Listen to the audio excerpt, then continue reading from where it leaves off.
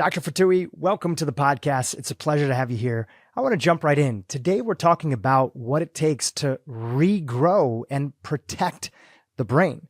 You know, you've shared before that conventional wisdom is that as we get older, our brain is going to suffer. And also, we should expect aging, which means that we should expect massive shrinking of the brain. But you're here to tell us that it doesn't have to be that way. Before we get into what can help us protect and regrow the brain, can you give us a list of the top things that actually shrink the brain as we age? Yes. Again, thanks for having me on your podcast. I really appreciate it. There are many things that shrink the brain, and the more of those things you have, the more your brain shrinks. There's a part of the brain called hippocampus, which is the size of your thumb. Yeah, one on the right, one on the left. This part of the brain is very important for memory and risk for Alzheimer's disease. This part of the brain is very vulnerable. It can really shrink by a lot of things, but it can also grow with a lot of things. So the things that shrink the hippocampus are, number one, a poor diet. People who have high levels of trans fats, they have a small hippocampus. The other thing that's really bad is stress.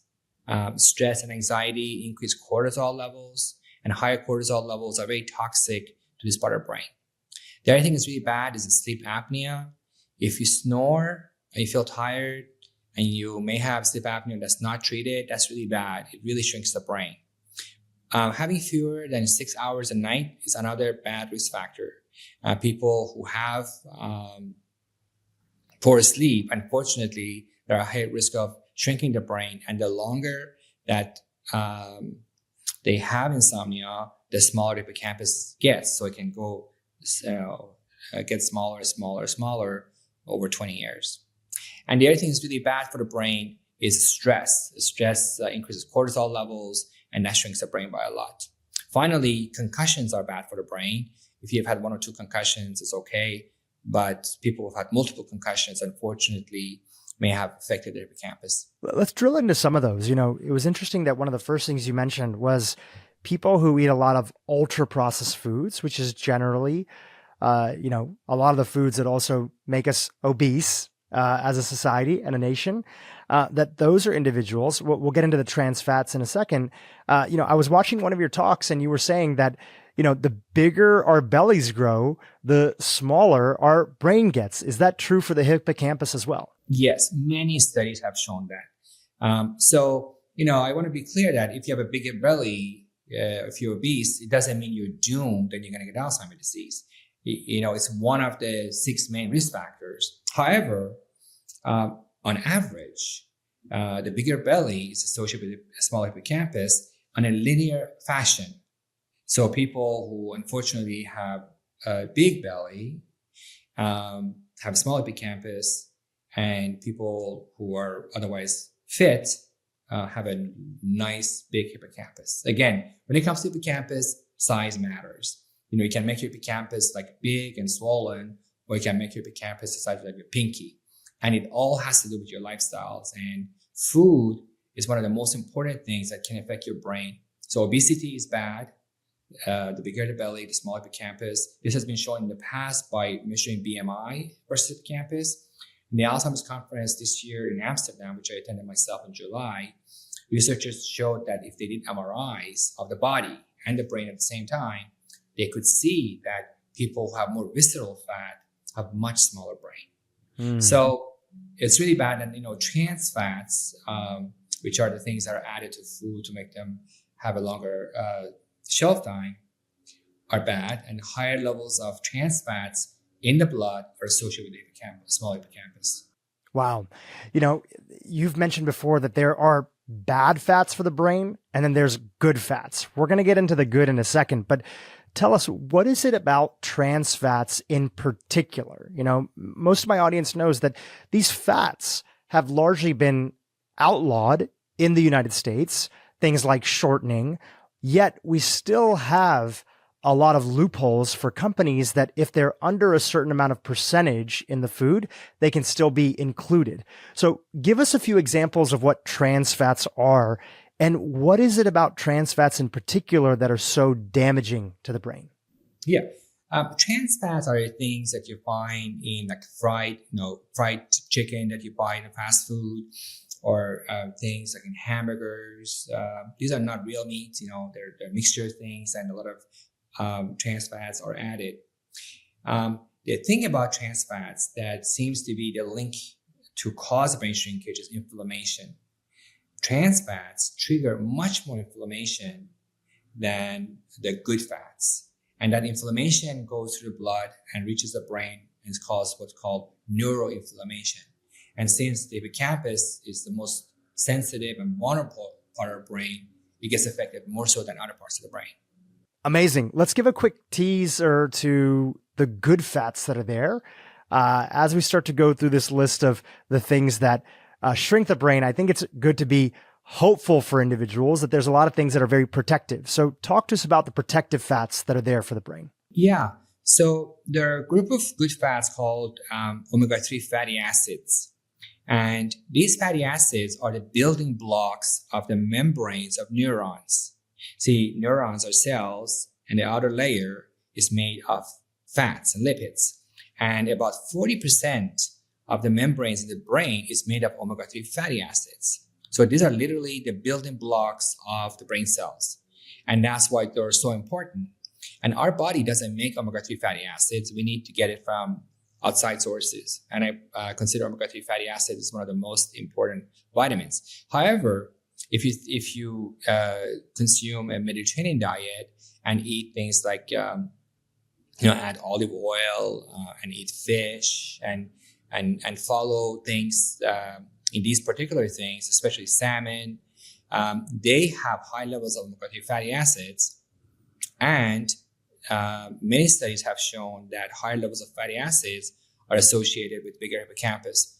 I personally did a study myself. I did a meta-analysis of all published studies about the relationship between levels of omega-3 fatty acids in the blood and risk of Alzheimer's disease. And I published that in Nature, which, as you know, is a very prestigious journal.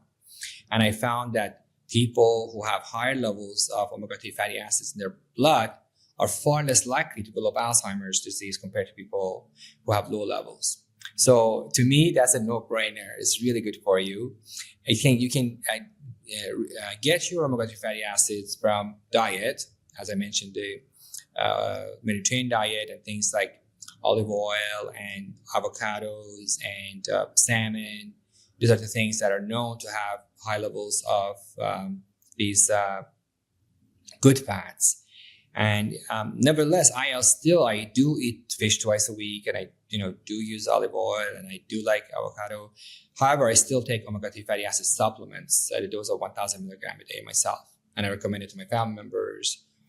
I've seen lots of patients with ADHD, memory loss, concussion, and for them, I consider that a prescription. They really need to take omega-3 fatty acid supplements because the amount they take in their diet is not enough. Fascinating. So the minimum viable dose that you would share with the audience for supplemental on top of a rich diet that you have, a Mediterranean diet, is you would advocate that people be taking 1,000 milligrams of, or 1 gram, right, of fish oil supplements, which would be a combination of EPA and DHA. Yes. And I think there's a little subtle but important distinction between these different types of supplements. There's fish oil supplement and there's omega-3 fatty acid supplements. The fish oil have other things in them above and beyond omega-3 fatty acids, which you don't necessarily need. You don't need omega-6, you don't need omega-9, you have enough of those. So you really want to get a supplement that says omega-3 fatty acids, DHA, EPA. You want DHA, EPA, which are the two important omega-3 fatty acids. And the thing about these two is that they convert to each other. DHA gets converted to EPA and EPA gets converted to DHA. So they're very similar. They're cousins in terms of. And DHA is the molecule that's really important for the membranes of neurons. And EPA has a lot of benefits, like such as antioxidant benefits and increased blood flow. And so it's advocated to be good for the heart.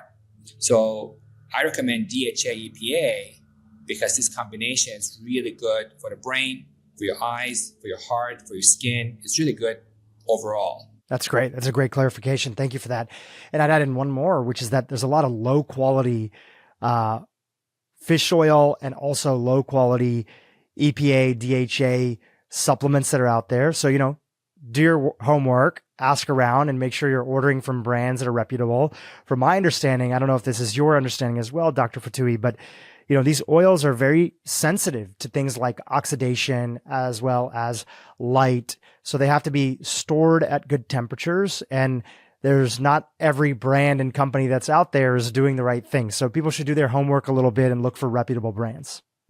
I absolutely agree with you. Let's go. I'm going to jump around a little bit here. I watched one of your talks, and one of the things you said is that one of the top things that helps grow the brain is oxygen. And one of the best ways of us getting that in our lifestyle is exercise. So we'll get to exercise in a second, but let's take the opposite of that. If exercise is one of the best ways to grow the brain, could we also add a sedentary lifestyle as one of the top things that shrinks the brain? Yes. The thing about a sedentary lifestyle is that it usually comes as a package deal. People who have a sedentary lifestyle also don't go out there and challenge their minds. They're not the type who would go to the museum or, explore a new hobby. They're the type who probably would just watch TV a lot and have their beer and have their pizza and just, sit around. So I think the sedentary lifestyle is a marker for how a person leads his or her life. So I think obesity is more common in people who have a sedentary lifestyle. Diabetes is more common.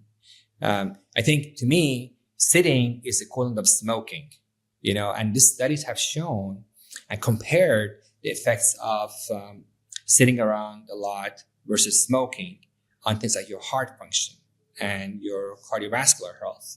And they have established that people who have a sedentary lifestyle who sit around is equivalent of smoking. And so to me, sitting around is one of the worst things you could do for yourself. Yeah. Sedentary life has so many detrimental things that it brings to us. And on the flip side, as we mentioned, exercise has so many incredible things that it brings to us. What are your recommendations when you put together your 12-week brain fitness program and you have your patients out of your clinic go through it? When you are taking somebody who is living a sedentary lifestyle, what is your prescription for them in terms of how much fitness they should be incorporating into their life? And then what are the ways that you help them accomplish that? That's an excellent question, Drew. Because, I don't blame people who have a sedentary lifestyle. I don't think they sort of sat down and said, I choose to just sit around do nothing. I think what happens is that as people have a lifestyle, and let's say they eat a lot, and then that eating spikes their insulin, and then they get hypoglycemic. And when they get hypoglycemic, they feel hungry, so they feel tired. So they eat more. And the kind of things they eat, unfortunately, at times is sugary food, which make you tired. And then when you're tired, you really don't have energy to move around. You just sit around, whether it's at work or at home. So I find it helpful to consider this a shared problem with my patients. Like I tell my patients, we are in this together. I'm not going to blame you for being overweight or not doing things. You are where you are, and you haven't seen the joys of the other side. So we're going to make a journey to go there on the other side where you exercise and rejuvenate your brain and your body.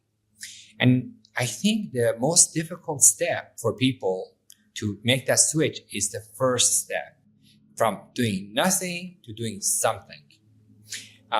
We had brain coaches who were trained to serve as like cheerleaders for our patients, and they would have them walk 5 minutes a day, just 5 minutes. We'll say, Smith, look, I know you're not a fan of going outside or doing things, but can you walk 5 minutes? You're here for me to help you. We have 12 weeks to help you.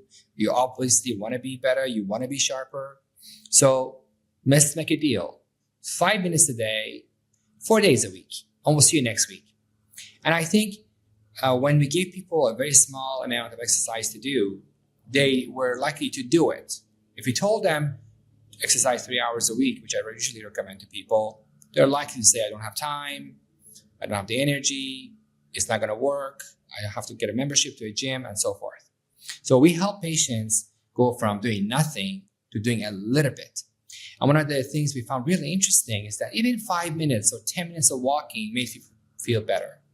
And we will also educate our patients. If you walk 1 mile a day on average, you cut your risk of Alzheimer's disease by 48%, 1 mile a day.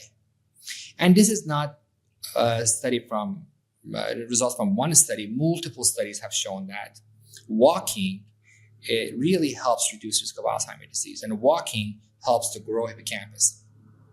So when people walk 10 minutes a day, 5 minutes a day, when they come back the following week, they're often excited. They say, oh my God, I feel so much better. You only walk 10 minutes, 5 minutes. And yet they report feeling better. And then we say, well, how about 15 minutes? And then we gradually build on it. Once they walk half an hour, then they start seeing the benefits themselves. They start feeling better. They feel more energetic.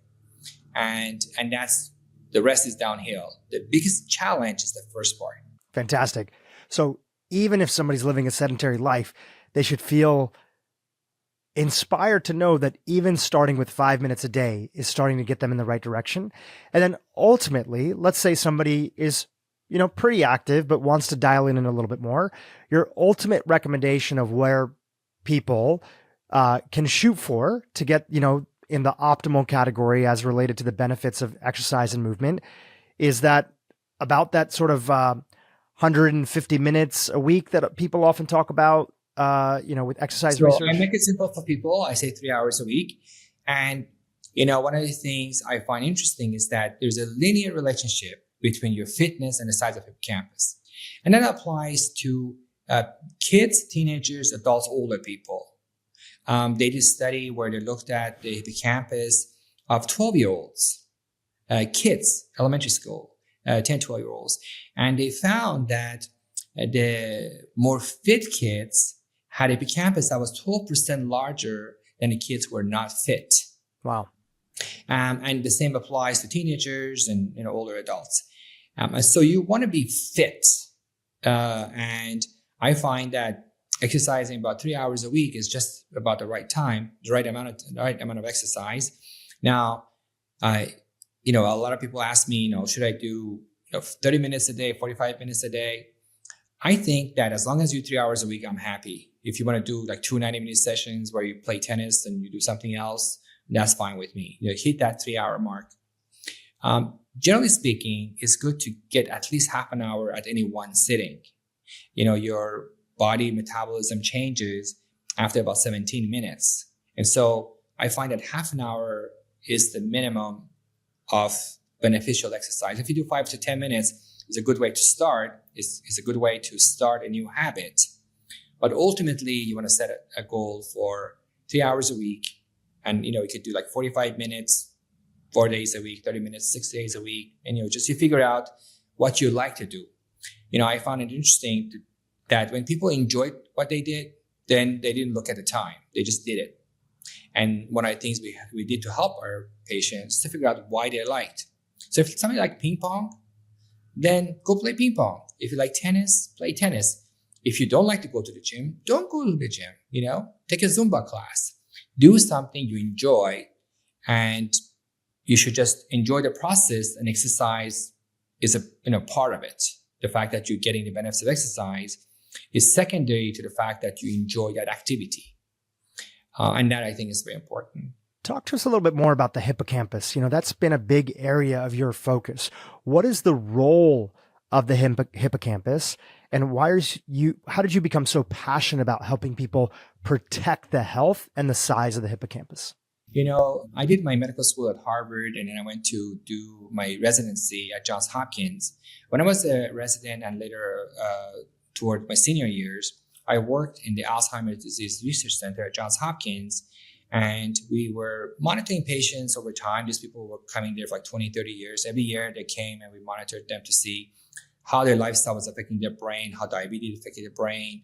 We did cognitive testings, brain MRIs, the blood tests, and we monitored them.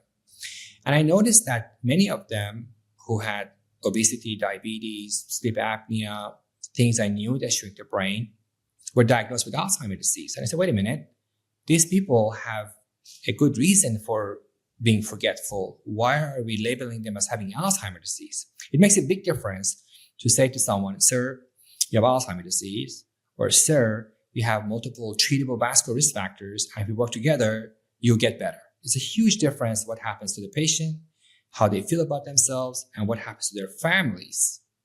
And so, when I looked at their brain MRIs, many of them had smaller cortex and particularly smaller hippocampus. And I realized that hippocampus is the same part of the brain that shrinks with Alzheimer's disease. So two different things can shrink this part of the brain that's so critical for learning and memory. And so if there are things that we can grow it, we can literally prevent Alzheimer's disease. And that's such a huge message. And I wrote a book about that in 2002 called Memory Cure. And what's interesting is that that book's still selling. I still get royalties for them. I don't expect it because it's been 22 years now. But apparently people find that interesting and they're reading it. So over the years, after I published that, I monitored the field closely. And I published a paper in, again, Nature about all the things you could do to grow your hippocampus. And I provided the scientific evidence as to why. Like, we talk about sleep is good, and exercise is good, and diet is good. And I provided the molecular biology of why these interventions are so important. And again, I've seen in my clinical practice that when we do these things for our patients, their hippocampus grows. I have been running a small neurology practice in Northern Virginia where we had patients do our 12-week program, which involved three things: lifestyle modifications, brain training, and biofeedback. And we did testing beginning, halfway, and the end of the program. And we published the results of this 12-week program for people in their 60s and 70s who had remarkable improvements in their memory and other cognitive functions. And one of the things we measured was the MRIs. And half the patients grew their hippocampus by 3% or more. The hippocampus shrinks by about 0.5% per year after age 50. So 3% growth in hippocampus in 3 months is equivalent to a brain that's 6 years younger. And so wow. I find these things amazing. I find these things incredible. If any drug did that, it would be a blockbuster drug. Imagine a drug that would grow your hippocampus by 3%, makes your brain about 6 years younger in 3 months. How much would you pay for that? How popular would that medication be? By the way things work, a program like mine is not something that gets media attention and,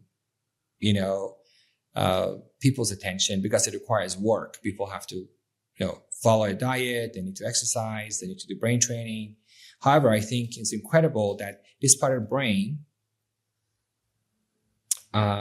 really determines our faith.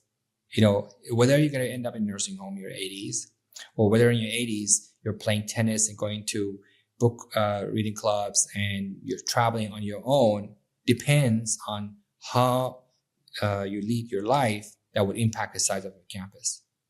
And the things required are not that hard. If you start doing this, it becomes a habit. Like, I have a habit that, I sleep certain number of hours, I exercise, and I have a routine. I don't have to think about it anymore. I just do it. And it's not that hard. Watch what you eat. Don't stress too much. Exercise, do some meditation, explore the world. These are not, that hard. You take out your teeth, you brush your teeth, you floss your teeth, you stay there until 6 months. You do something every day as a routine. And people who do that are far less likely to lose their teeth when they get older. They have still their own teeth. I remember 40, 50 years ago, everybody had dentures because, by the time people got to the 60s, 70s, most people's teeth were not good enough and they need to get whole dentures.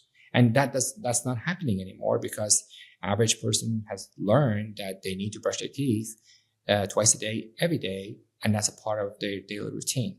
And people who do the kind of things that recommend for growing the size of hippocampus, they do it routinely and it's not that hard. You're right. It's not that hard. And you've really built an incredible program to help people do that. And you have so many fantastic testimonials of individuals from your clinic.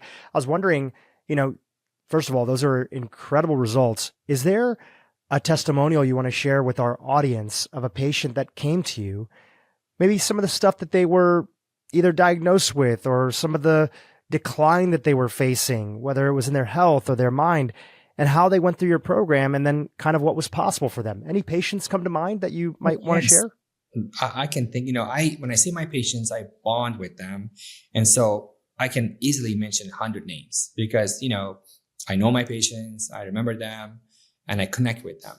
One story that was really touching to me was a young lady, actually, a young woman from Chicago who had come to see me.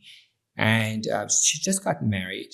And then shortly after the wedding, they had a car accident and she had a concussion. And because of the concussion, she couldn't think straight. She was sensitive to light. She was irritable. Her sleeping pattern had changed. And, the family said, oh, okay, you get better. They saw this doctor, that doctor. Every doctor recommended something different. And she was frustrated because she was not getting better. And she came with her, husband who clearly loved her, but was frustrated. By the time they came to see me, maybe 6 or 8 months had passed. And unfortunately, the guy had decided this is not working and they had to get divorced. Because as much as he loved her, she wasn't the woman he married. So sad. She was not interested in doing things. She had given up on things. She wasn't exercising. She was frustrated. She said, just leave me alone. Just leave me alone and just go. And I remember them so vividly, both of them. He was such a nice guy, such a nice gentleman toward her. And he was hating the fact that he was leaving someone he loved because she's not the woman he married. He was not talking. She was not talking. She was not doing things. So I said, listen, you had one concussion and you're a young person, you're a young woman. You must get better. Not getting better is not an option. I've seen thousands of patients like you. There's no reason for you not to get better. One reason you have not gotten better is that you receive care from multiple specialists who do their own things. So, for example, if you're sensitive to light and you have headaches, you see a neurologist who would prescribe medications for migraine.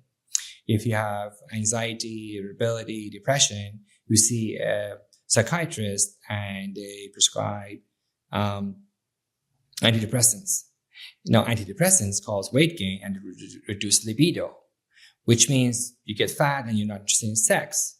And that can affect your relationship with your husband, which then affects how you lead your life. And then she had dizziness and she had seen a vestibular therapist. Physical therapists were giving her exercises which were making her migraine worse. And she was so irritable and frustrated she couldn't sleep. So she was receiving sleeping medications on top of that.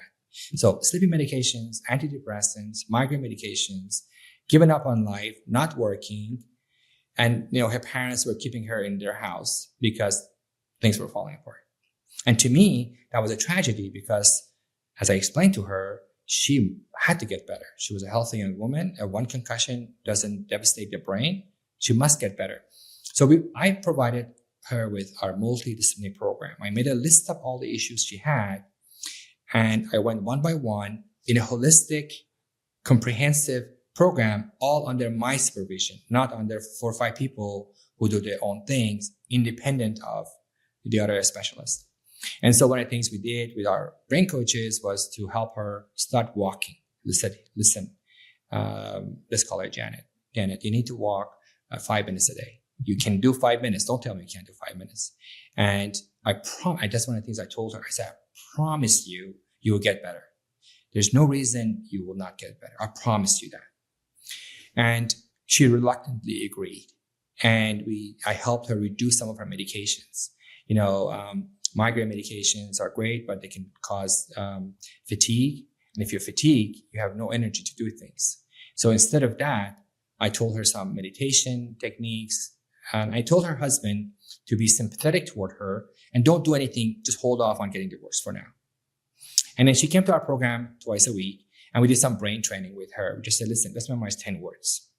You can do 10 words. Says, I can. So, okay, 5 words. So we showed her how to memorize 5 words. She started walking 5-10 minutes. I reduced some of her medications. I usually see patients, beginning 6 weeks and the end of the program, but people are complicated, have multiple issues. I see them every 2 weeks. So I saw her again, and I said, okay, well, not taking the sleeping medications have actually made you feel better because you're not as groggy. And starting to walk better, she made her feel better. And so she gradually was coming out of her shell. She started seeing the light at the end of the tunnel. At times, she thought life was not worth living. But she started to realize that something is changing about her. And so when I saw her at 6 weeks, she was already getting better. And I took away some of the antidepressant medications from her. Because the reason she was not doing some things and she was tired all the time wasn't that she was depressed. That was the side effects of the other medications. So I took those medications off, and I felt that, the side effect of the medication is actually affecting her. Weight gain in a young woman is not good, and not having sex with your husband affects you and your relationship. So as the medications wore off, I think they started being a little more lovey-dovey toward each other. And so by the time she came back at 12 weeks, she was like 50, 60% better. Talk of divorce was forgotten. Wow. When they came, they were so lovey to each other. I never forget how they were just, mingling and touching each other. They had very good chemistry. And so she was starting like 30, 45 minutes a day. She was actually smiling. For the first time, I saw her smile. And she said herself, I know your program is 12 weeks. I'm not quite done. I want 6 more weeks. And I said, yeah, I agree with you. So she came back 6 more weeks. 6 more weeks. So she had done 18 weeks, the program. She was a new person. She was back to the person she was before the wedding. She was smiling. She got a job, lovey-dovey with husband. They were having a kid, having a baby, and her life would totally turn around. And when she came back, she had tears in her eyes. She said, you changed my life. You saved my life. This was the best thing I ever did. And that story was not once a month. That kind of story of people who came to me and saw such reversal in their life was almost once a week. If you look at the Google reviews we have Google reviews for NeuroGrow, Brain Fitness Center, the name of my practice, and we have Google reviews under my name, Dr. Fatui. And both of them are 5 out of 5. And there's several hundred of them. We didn't have any single patient who was unhappy or felt that this is not working for her. And that's really a testimonial to the fact that lifestyle changes and biofeedback and brain training have a huge impact. We didn't do any exotic things with them. We didn't do any, special medications with them. I find that most people don't appreciate how powerful simple lifestyle modifications are. Most people don't appreciate that diet, exercise, sleep, stress reduction are powerful interventions. I think if they were expensive, more people would take them. If they had to see someone and they had to pay $1,000, they probably would find it more helpful than the fact that it's free. And I have to remind people that, these interventions are simple, readily available, but powerful. They're powerful. Taking a baby aspirin is a very powerful intervention for reducing the risk of second heart attack. Yet it's so cheap and readily available. It's probably one of the most powerful medicines there is for reducing risk of second heart attack. And it's so cheap.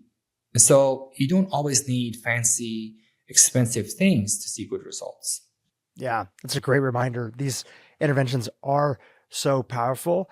And yet I'm sure much of what you run up against is that you are really on an awareness journey. Your goal is to raise the awareness of people who read your books, as well as your patients, that the things that they think are normal are actually not normal. This is not how we were designed to exist in the world. One of those clear examples are today, almost everybody, as you've written about in your book and you talk about in your lectures, has some type of sleep disturbance that prevents them from regularly getting a good night's sleep. It's not just once a week. It's multiple times during the week, and many people have it every single night. Can you talk about some of the top sleep disturbances that are there? All the way from the lightest things that people deal with that regularly cause sleep disturbance and prevent them from getting a good night's sleep, all the way to full-blown sleep apnea, which many people have and goes undiagnosed for years and ultimately ends up impacting their brain. A very important point you mentioned is that a lot of people think it's acceptable. It's okay. I have some patients say, yeah, I have insomnia. Who doesn't? The second problem is that people think that if you have had sleep problems for a long time, it's not going to be fixed. It's just you, and this is the way things are. And that's a wrong assumption. So we need to challenge people with their own understanding that everybody has sleep problems, and that's okay. It's not okay. Now, the common things I see that affect people's sleep is too much anxiety.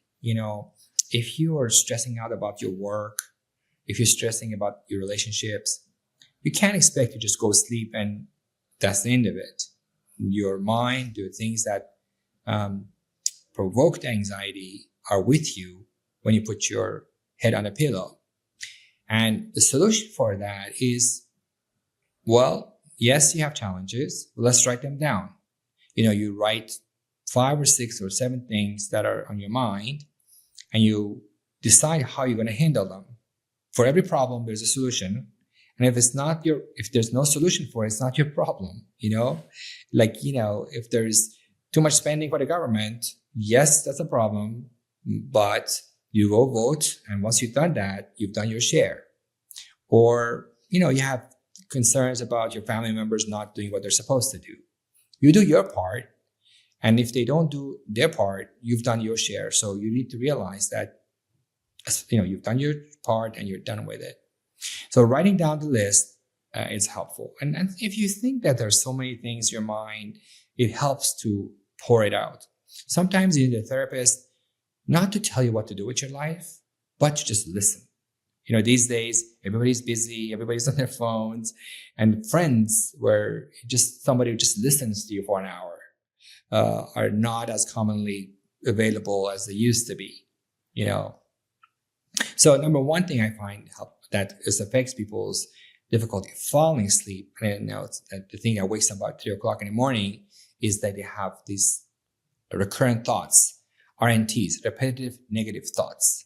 If you think about the same thing and you find that you think about the same thing again and again and again, you need to hit the pause button. And I find it's helpful to write them down. You just make a list of the issues and what you're going to do about them. So you offload things from your mind onto a paper. And if you, in the middle of the night, wake up and say, shit, it's going to happen, just wake up, go to the agenda or whatever you do on your phone, whatever, and write it down so that it's done. The other thing is that when people have difficulty sleeping, that alone prevents them from falling asleep. So they say, damn it, it's 2 a.m., I'm still not sleeping. Damn it, it's 3 o'clock, I'm still not sleeping. To that I say, chill. If you're not sleeping tonight, it's not the end of the world. Don't make not sleeping worsen your insomnia. It's okay. You will not die. In the long term, it's bad for you. It's true, like any other thing. But if you don't sleep tonight, you won't. This is not the end of the world. It's okay. It's okay. Just get up and read something. I don't like the idea of going on your phones, but if it helps for you to read something and helps you fall asleep, it's okay. So that's one of the other things that I find worsens people's insomnia. The fact that they're in bed, they toss and turn, they keep looking at the phone, at the clock, 2:15, 2:45, 3:15, 4:15, 5. And they keep saying, damn it, I'm still not sleeping. If you're not sleeping, get out of bed, go sit somewhere and smile. It's okay. It's okay. Write down just the thing that bother you and then do something productive. If you have to work and, the thing that bothers you is the project that's not done at work, go sit down and do it. I think that is really helpful to offload the fact that, oh, damn it, I'm not sleeping. Tomorrow I'm going to be a mess. You probably will be, but that's okay. You will catch on. Don't worsen the process.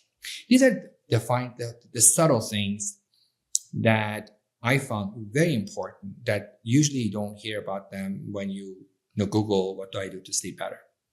Now, the bread and butter things that people do to affect your sleep that is not a good idea is if you have caffeinated beverages in the afternoon.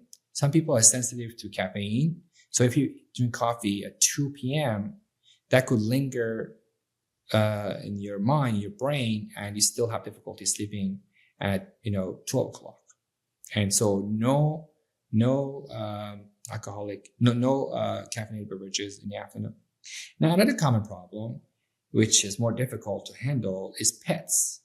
I have many friends and family members who have a pet, and they say, "Oh, my dog wakes me up at 4 a.m. every morning," and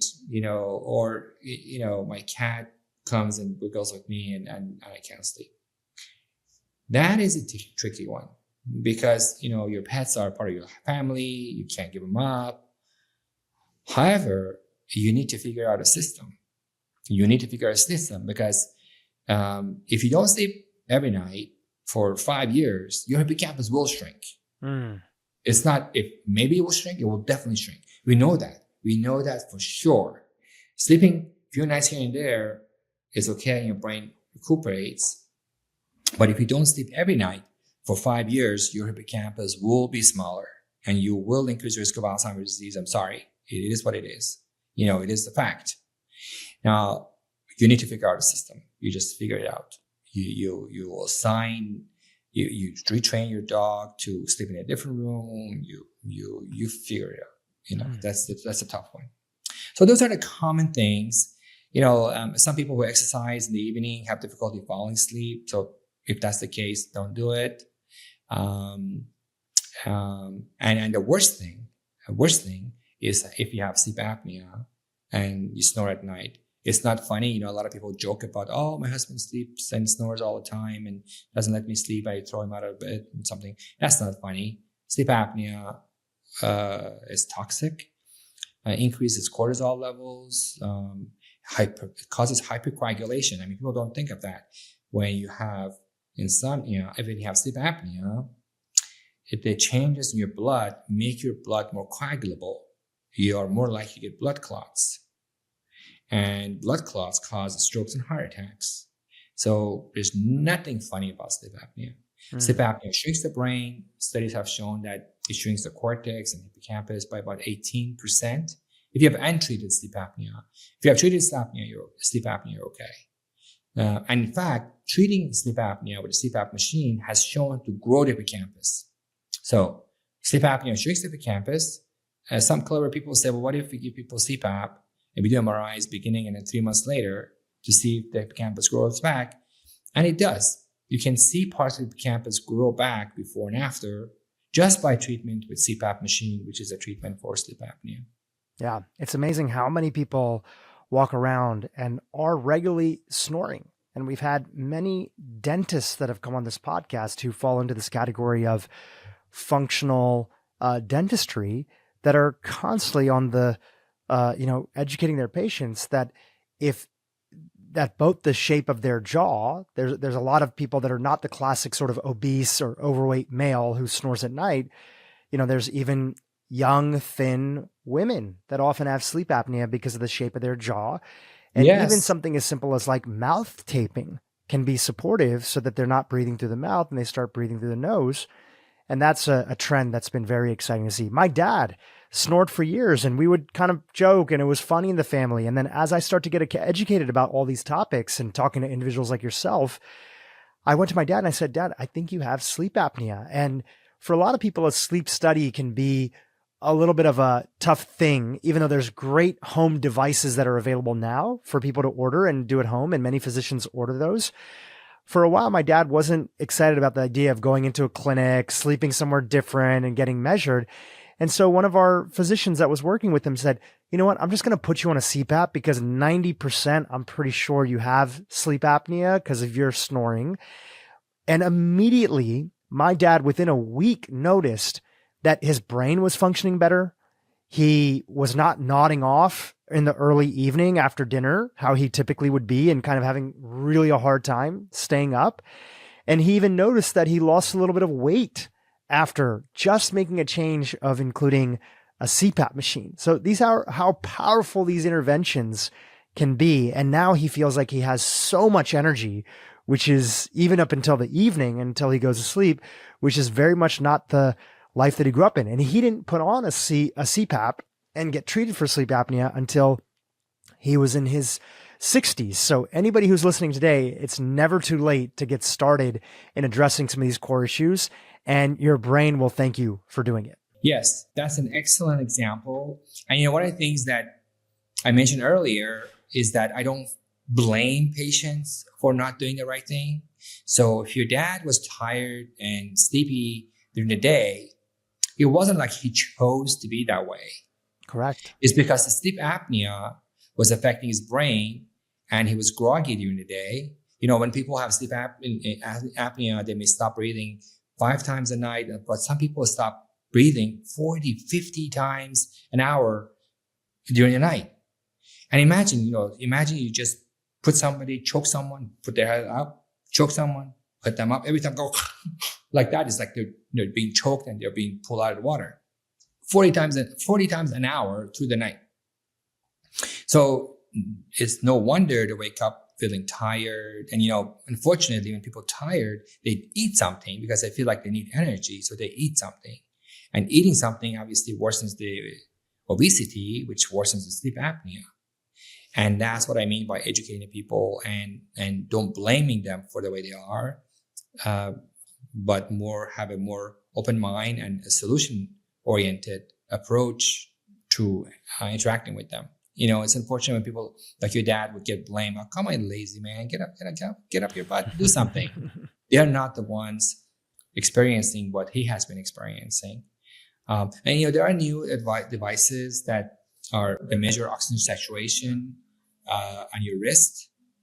So there's no equipment on your face. It's the oxygen desaturation, which is a marker of your snoring. So while it's helpful to go to a sleep lab and get very accurate results by how much you stop breathing, how many times you stop breathing per hour, but ultimately what matters is the desaturation of the blood, the oxygen desaturation, which you can measure with devices that measure oxygen saturation from your wrist. Fantastic. Going back to this original list that you started off with, you mentioned that there's these top things that shrink the brain, especially as we get older, but even they can start when we're younger. Just as you had mentioned, there are kids that have shrunken hippocampuses because they're playing sports like football and are repeatedly having sort of mini concussions that are there that damage the brain, right? Or they also could be exposed to a lot of ultra processed and highly processed foods, which gives them exposure to trans fats. One of the ones that we didn't touch on is also in that category of food, which would be not following in line with the Mediterranean diet, which you recommend, would be people who have a lot of sugar in their diet. You've repeatedly talked about how excess and continuous exposure to sugar is something that is quite damaging for the brain. Now, we all enjoy and have a little bit of a sweet tooth that's there, but what you're really talking about is a pharmacological dose of sugar, which unfortunately many people are getting today, primarily through sugar-sweetened beverages, things like Coca-Cola, Pepsi, etc., as well as exposure to a highly refined carbohydrate diet that also comes with sugar added into it, like the frappuccinos that people order at their favorite coffee store that comes in at 40 grams of sugar, so on and so forth. So why is it, and how is it really, that sugar can be so damaging on the brain at these heavier dosages that we seem to be seeing here in the United States and increasingly exported to the rest of the world? Yes. So there's a big difference between simple carbohydrates and complex carbohydrates. Sugar is an example of glucose is an example of a simple carbohydrate. And when sugar goes in your blood, the insulin levels go up and they take that sugar from the blood and put it in the different organs where they belong. What happens is when people have a lot of sugar is that the cells become resistant to insulin. So the process of insulin helping sugar go inside the cells doesn't happen as much. And as a result, the sugar floats in the blood And the cells are actually starving for the sugar, which they need for production of ATP, which is the fuel for cellular functions. That extra sugar that floats in the blood can then bind to random proteins where they shouldn't be. And it's called glycation process, where the sugar molecule binds to something in your nerves. And when a sugar molecule binds to a protein, it changes its three-dimensional structure. And when the shape of the protein is changed, it cannot do its functions because its functions depends on the three-dimensional identity. And that's how you get, glycated proteins in your eye, in your skin, in your nerves, in your heart, everywhere. And that's what hemoglobin A1C measures. It measures the amount of glycation that also happens to hemoglobin in your blood, which we use as a marker for how bad things are. So that's one way that sugar is bad, because over time, it leads to insulin resistance and diabetes, and it causes too much sugar around to damage the proteins. The other thing happens is that when you sugar, you cause a sugar spike. When you have things that are a donut or cookie, things that are a lot of pure sugar, or just drinks you're talking about, they spike the sugar level. The sugar level when you have an apple or carrot or fruits and vegetables, it increases the glucose level up and down slowly, and that gives time to insulin to go up and come down slowly. When you have a spike of sugar, the insulin level needs to spike along with it. So when the insulin spikes, the sugar is taken away, but there's a lot of extra insulin still in the blood, even though sugar, that acute sugar was taken away. And then you become hypoglycemic. You become actually, your sugar levels are below baseline, which makes you hungry, which you eat again. And then the process continues. And that sugar that spikes has been shown to be toxic, especially to the hippocampus, which then over time can damage the hippocampus. Now, it's interesting to me that animal model of aging is to give people a high dose of sugar. The animal studies for aging involve infusion of sugar, equivalent of one of those frappuccinos you're talking about. So they do that over time, and in the brain, there's damage to bones, there's damage to skin, and then they want to try to see if this medicine or this supplement works on reducing the effects of aging. That's the animal model. So just to clarify, so when they're doing trials, is specifically in mice often, if they want to induce aging, they give these large dosages of sugar to the animals. Exactly. And do you know, is the breakdown, is it like fructose? Is it glucose? Is it a little bit of combination of both? Yes, the one that I was teaching about actually was fructose that they infused. And, they look at the bone. The aging happens in the brain, in the skin, in the eye, in the heart, everywhere. So they actually cut the skin cells under a microscope. They look at the bone scans. And similar things we see in human aging, we see in these rats and mice, which have been going through an accelerated aging process with high sugar alone. So if you want to see, for example, omega-3 fatty acids help or not with the process of aging, you give rats a lot of sugar, the brain becomes an aged brain, and then you give omega-3 fatty acids, and omega-3 fatty acids help to reverse some of the aging that happened to these mice. Wow. Yeah, that's wild. I didn't know that was one of the mechanisms of aging. And that makes sense. We've had different experts like neurologist Dr. David Perlmutter, as well as researcher, one of the top nephrologists, Richard Johnson, who wrote an entire book about uric acid and how fructose in particular is something that accelerates uric acid, and how uric acid is elevated uric acid seems to be one of the things that's connected with brain aging, which goes back to, everything that you're talking about over here. Absolutely. Again, I was at Alzheimer's conference in Amsterdam in July, and we had a nephrologist give one of the lectures to, 5,000 neurologists, neuroscientists. And what she was talking about, Dr. Gupta, was how things that affect the kidney affect the brain. And so if you have had problems with your kidney, and if a blood urea nitrogen is high, that if you do standardized evaluations of those people versus people who don't have kidney problem, you see that there's a difference in the brain and the brain function. And then the studies of people who have end-stage renal disease and people who don't, and the brains of people with renal disease is smaller than people's brains who don't have renal disease. So kidney, liver, bone, and the heart, these things below the neck can have a huge impact on the functions of the brain. And that's one of the things that I focus on evaluating my patients. So someone's kidney problem is very relevant to whether or not they have memory problems.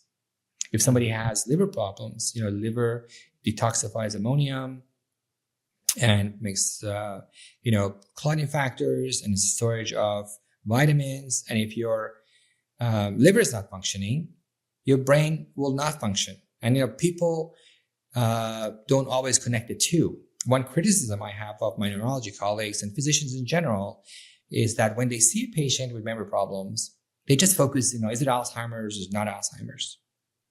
They do not necessarily appreciate that the person's diabetes, obesity, kidney problems, heart problems, liver problems are the culprits for why this person is not as sharp as he or she used to be. And correcting those things will make these people much better. And so to see someone with memory problems and then say, okay, you don't have Alzheimer's because you're still not lost when you're driving, so you're okay, and go. Or worse yet, tell them, you do have a lot of memory problems. You have been forgetting things. Your wife has noticed. So I think you do have Alzheimer's disease. And then that really makes the person less likely to do things because they think life is over anyway. And they don't participate in activities because they're discouraged, because they're going to lose their marbles soon anyway. And that expedites the process of brain shrinkage. And the culprits remain unchanged. The diabetes, obesity, kidney problems, liver problems continue to worsen the brain. And now you have an element of giving up hope and not using your brain, which expedites the process. And then you will become demented. And I think that's a tragedy. That's really a tragedy when so many people who have treatable, reversible issues end up experiencing worsening of the symptoms because of what the doctor told them. Yeah, it's so sad when that happens. And obviously through the work of yourself and individuals like you, the goal is to put out a different vision of what's possible and help us go back to what would be considered normal aging. Aging is normal. We should all age and we will all age until maybe there's some nanobot prescription in the future, but at least for the time being, we're all going to be aging. The question is, are we aging in accordance to the way that nature designed us to? And can we live a long, healthy life, regardless of our lifespan? Of course, we want that to be as long as possible. Can we have the best health span that allows us to make sure that we're not dealing with chronic disease and premature brain aging? To put a button in the sugar conversation, because a lot of times, especially on social media, on YouTube, it's easy for people to find advice of things that can kind of feel a little bit extreme. And then people who are listening are trying to make sense of it and trying to see what it makes sense for them. So they'll often hear people that say, hey, sugar is poison, not knowing that like every carbohydrate that we all eat, it all turns into sugars inside of the body. Now, some of these carbs that you mentioned earlier are better because they're packed with fiber and they slow down the absorption of these sugars. Things like fruit, for example, like you're eating an apple, you're not going to get that big glucose and then eventually insulin spike that ends up happening the way you would have it with liquid calories, which many guests have talked about. So everybody has a different range of their interpretation of, are they eating healthy or are they eating too much sugar? Too much sugar for one person might mean a liter of Coke a day. And for somebody else, that might mean more than one soda a week is too much sugar for them. But generally, what I've found to be very helpful from talking to clinicians on this podcast, and I'd love to get your thoughts on it, is that, there's some very cheap tests that individuals can do, and they're not always ordered by your doctor, but they're quite cheap. And if you ask nicely, you can get a sense of things. So one of them would be to get a look at your fasting insulin levels. And unless if your doctor suspects that you are at a certain age or that you might be somebody that's dealing with diabetes, or ones that are very educated that are sort of on the lookout for pre-diabetes, they aren't always looking for things like fasting insulin as a routine part of your blood work. And within that category, you'd also have, as you mentioned earlier, your hemoglobin A1C, which is a little bit more common from what I see than fasting insulin. And just by looking at those two and seeing and making sure you're not in that pre-diabetic range that's there, those are two measurable ways to get an understanding of essentially how much sugar you're regularly consuming in your life. Not to be overly simplistic, there's other categories that also affect those two markers. But what are your thoughts of those two as being markers that people should make sure that they include in their regular blood work? I agree with those, and also baseline sugar level, just baseline glucose level is also very helpful, because a baseline glucose level of 110, 120 is really bad. It needs to be below 100. And also important to notice that, then appreciate that not everybody who has prediabetes is overweight. There are people who are not overweight yet, and they do have insulin resistance, and their baseline fasting insulin levels may be higher than it should be. So I do check. I usually check the baseline glucose level, and I do check the hemoglobin A1C, and I check for evidence of inflammation, the ESR and CRP. I don't routinely check insulin in my patients myself, because I feel that the information I gather from talking to them and looking at them and examining them and looking at the collection of all the blood tests that I get from them is enough. Now, somebody who is, may not be responding, or maybe other issues, in those people, I go to the next level and I order another round of blood tests. One of them would be based on insulin levels. I would check Lyme disease, and I check for the second layer of things to do. But usually, for me, baseline sugar level and hemoglobin A1C, and listening to people's lifestyle, I ask them, what do you eat? How much do you eat? What's your favorite food? And you get a very, and people are honest, because they're here to see me because they want to get better. They don't usually lie. There's no reason to not give, the correct information, which they usually do. And I find those information very helpful. So if they do tell me that they eat fast food 3 times a week, or they have sodas, every day, things like that, that to me is what needs to be corrected. That's great. Dr. Fatui, while we are winding down for today's episode, we talked a lot about the things that go wrong that make our brain say, ouch. And we did hint and talk about a few things that help our brain and protect our brain. And to recap on some of those, we mentioned about exercise, and you gave your recommendations for where you'd want people to be ultimately. I would like to add in a plug that I've seen a lot more people talking about that kind of links the conversation of blood sugar, insulin levels, and exercise together, which is there's so much emerging research that's coming out now about how adding lean muscle mass, which is not only important to prevent sarcopenia, is something that also improves people's metabolic health. So adding in resistance training on top of, somebody playing tennis, which is great, playing tennis, ping pong, all these things, any way to be active is great. But if you can get resistance and strength training in, which is so key, especially as we start to age, generally we've seen, I saw this in myself, I come from a South Asian Indian background, and a lot of people that are in my category, an ethnic, minority, there's a lot of individuals that are in that skinny fat category. And even though I was quite active, I fell into that category, and I turned 40 last year, and I got very serious about wanting to make sure that I added lean muscle mass to my life. And the byproduct of that, I pay attention to what I eat, but I saw that my overall metabolic health improved because I was able to utilize these free-flowing sugars in my body better by simply increasing my muscle mass, which muscle is the number one consumer of, these free-floating sugars inside of the body. So you've talked about exercise. We can add in strength training inside of that as well, too. You talked about the protective aspects of EPA and DHA in the context of also having a lot of these unsaturated fats like olive oil as part of a Mediterranean diet. Are there anything else that you want to add in that are these key things you include in your program? Of course, you mentioned fixing sleep that are part of helping us grow the brain, no matter how much damage people have done to it over the years. Yes. And I want to emphasize the fact that your brain can grow a lot in a matter of 3 months. I find that in my experience of dealing with patients, growing the brain is actually easier than growing your muscles. I mean, you can make your biceps bigger, and you do have to put a lot of effort, and you see results. But I think the kind of things we talk about in terms of growing the hippocampus seems to me is easier to achieve that. So the efforts that you put to grow the hippocampus can show results within 12 weeks easily.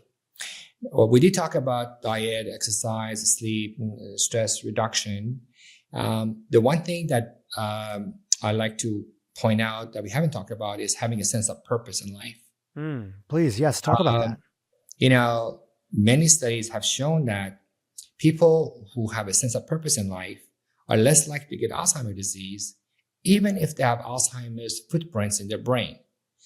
The brains of people who have a sense of purpose is more resilient against effects of aging or Alzheimer's disease. Now, what is having a sense of purpose in life?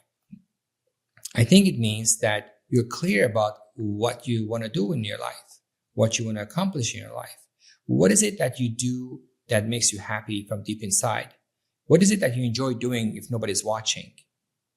And that's the sense of purpose. And I find that there are times that people have a job they don't necessarily enjoy. They have a relationship that hasn't been working for a long time, but still stick with it. And they're just doing things to pay the bill and pay the mortgage. And, they go on vacations because everybody does. But deep inside, they're not happy. They're not happy with their job because they say, I'm doing this to pay the mortgage. I'm not doing this for the fun of it. And to them, I say, give yourself a 1 year or 2 year transition process. Find what is it that you enjoy from deep inside your heart. If it's art and music you like, then go for it.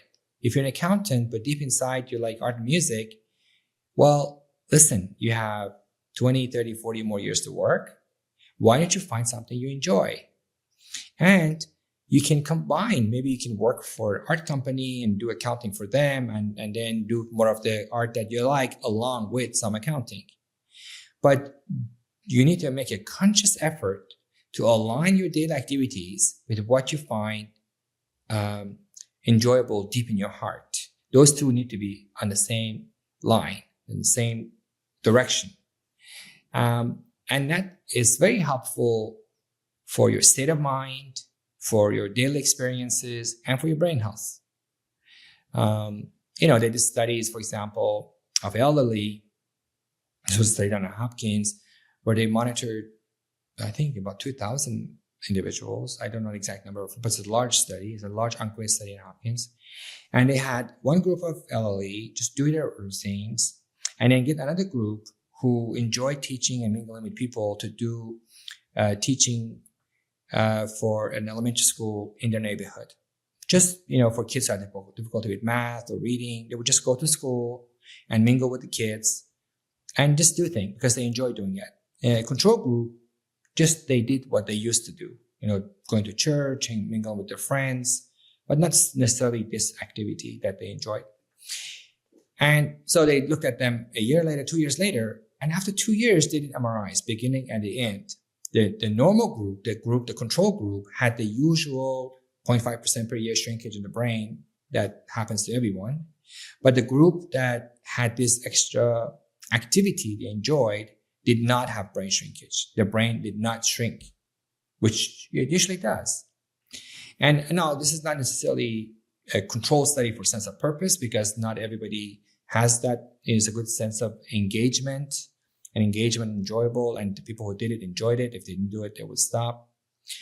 I find it's very helpful to ask yourself, what is it I want to do with my life? Which part of things I do I enjoy? Which part of things I do not enjoy? And then set a goal in 1 year or 2 years to align Your day-to-day life with the more of the things you enjoy. Obviously, you may not be able to 100% change life, but if you do change it 100%, you're a happier person, and a happier person has better brain chemistry. And one of the things that happens to your brain is that it has a pulsation. Your heart has a pulse.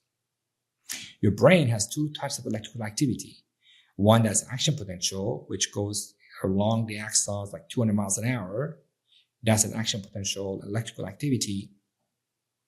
But on top of that, your brain has a pulsation. And it could be, delta, theta, alpha, beta, different frequencies. It could be 1 hertz or 2 hertz or 30 hertz and so forth. And so people who have a lot of anxiety, people who do things that are stressful to them, are on the fast end of things. And people who have a sedentary lifestyle and are bored and tired all the time are too much sluggish brain waves. There's the people in the middle who have good brain waves. And when the brain waves is healthy, your brain functions better. You're in a better state of mind. You're less stressed. You're less overwhelmed. You're less tired. You're just happy. You're just feeling good. You're not necessarily laughing, but you just have a good state of mind. And that is why your brain functions better, because it's not stressed. It's not strained. It's just harmonious with nature. It flows with magnetic field of the earth or whatever else out there. You just feel in the zone. I don't have a scientific way to say that, but I believe in it, that when you are in line with what you do, you're in that zone that makes you happier. And I know that people who are in that zone have lower levels of stress hormone, cortisol. And cortisol is toxic to the brain and the hippocampus. So that's the least benefits that I can definitely account for why that state of mind is good. Like if you enjoy going to a church, then go to church. If you enjoy playing golf, or if you enjoy, helping people, or if you enjoy getting rich, if you enjoy being entrepreneurial and you feel like if you were in business, you would make a lot of money, but you don't want to risk it because you want to make sure you pay your mortgage, well, take a chance. Get out there and do it. Do what you think is the right thing deep in your heart. Most things you do, it doesn't matter anyway. The life goes on. You're a minuscule person in 5-6 billion out there. So it's not, just put things in perspective. Take it easy. As my daughter would say, it's not that deep.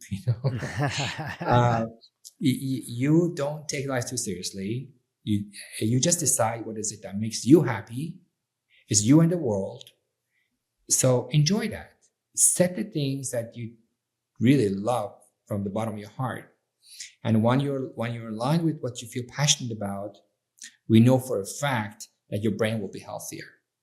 The exact mechanism, maybe cortisol, maybe your protective factors, maybe BDNF, maybe the fact that your brain waves have an effect, maybe there's more blood flow. When you're tense, your blood vessels in your brain are tense, you don't get as much blood flow. There are many physiological reasons why these things are helpful. So that's the one thing that I would add to my list. If you want to have a big, thick hippocampus, and if you want to have good brain health, if you want to reduce your risk of Alzheimer's disease, define your sense of purpose and then pursue it. Incredible advice. Our lives are a drop in the ocean, but let's make them the biggest and most bold drop by self-actuating and going out there and doing what we want to do. Exactly. I love it. Dr. Fatui, this has been fantastic. I want to thank you for coming on the podcast. If you wouldn't mind, give a little bit of an overview of your world. If you could mention some of your books and then also your clinic. It's out there. Is it taking on new patients? Can people, sign up today if they want to check out your programs that you have available? Yeah, I have written 3 books. The most recent book is Boost Your Brain. And I do have YouTube channel and do post on Instagram and Facebook. So people interested can follow me there. We're talking about things we feel passionate about. And one of the things I always felt passionate about was teaching. And as much as I love my practice of seeing patients, this year I decided, I am 62 years old and I want to do more of the things that I love that I've been not doing, which is teaching. So now I'm a professor at George Washington University here in Washington, D.C., and I'll also be teaching at Johns Hopkins. And I have turned my neurology practice into an educational center. I really want to educate the physicians along with patients about the importance of these lifestyle modifications we've been talking about.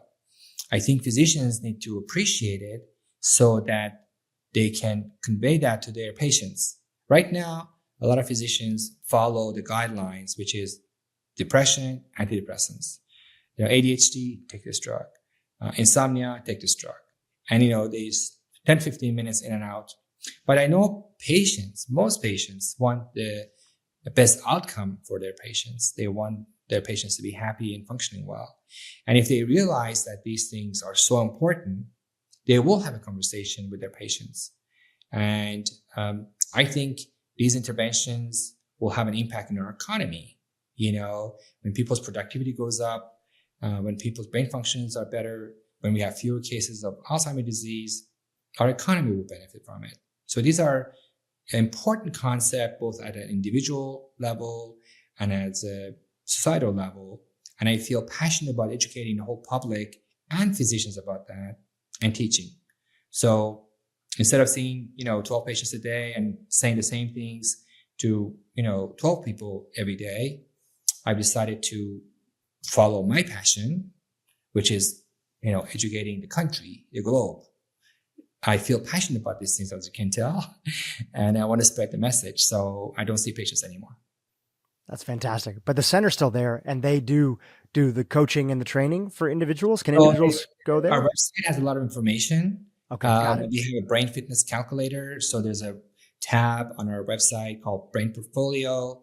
You can hit on a tab that tells you what your brain fitness is. There are 15 questions you answer, and it tells you the areas that are good that you're not so good. And then it has guidelines on what to do to improve those areas. Great. So it's a resource center. It's a resource center. I do not have brain coaches who work for me anymore. I spend most of my time teaching and public education. Well, the great thing is that your books are quite detailed, which we'll link in the show notes, that people can pick them up. And many of these interventions, sure, you might need to assemble your own team, but you can use the books as a roadmap to help do that. Maybe with your existing physician, maybe you find also a trainer or somebody helps you out a little bit and sort of the working out piece. Maybe a health coach if you have access. And if you don't, generally, if you are willing to roll up your sleeves a little bit, a lot of these changes can be done at home, and they don't have the side effects that, a lot of these major drug interventions do. So the side effect is your waistline is going to improve and you're going to feel healthier. And the positive side is that you're probably going to end up growing your hippocampus. Yes. The most recent book I've written, the Boost Your Brain book, is very prescriptive. It has a lot of graphs, it has questionnaires, like what blood tests I recommend for patients. So you can take that to their doctor, ask them to order those blood tests, the checklist from head to toe, all the things that can affect your brain. Whether you have anxiety, hearing loss, vision loss, hormone problems, it's a checklist of things. So, it does have that information. I have a lot of that information on our website, drfatui.com as well. Beautiful. Dr. Fatui, this has been fantastic. We'll put all the links to the show notes below that people can find in the comments section and show notes section on the podcast.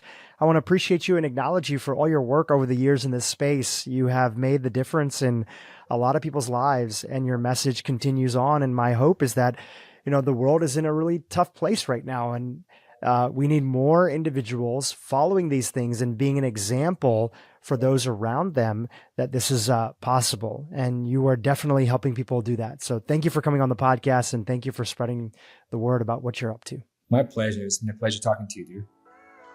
Hey, YouTube, if you enjoyed what you just saw, keep watching for more great content on how to improve your brain and your life. When the brain is inflamed, it starts laying down this amyloid plaque in response to an oral bacteria that all of us have in our mouths, but most of us have too much of. And if you're over age 40,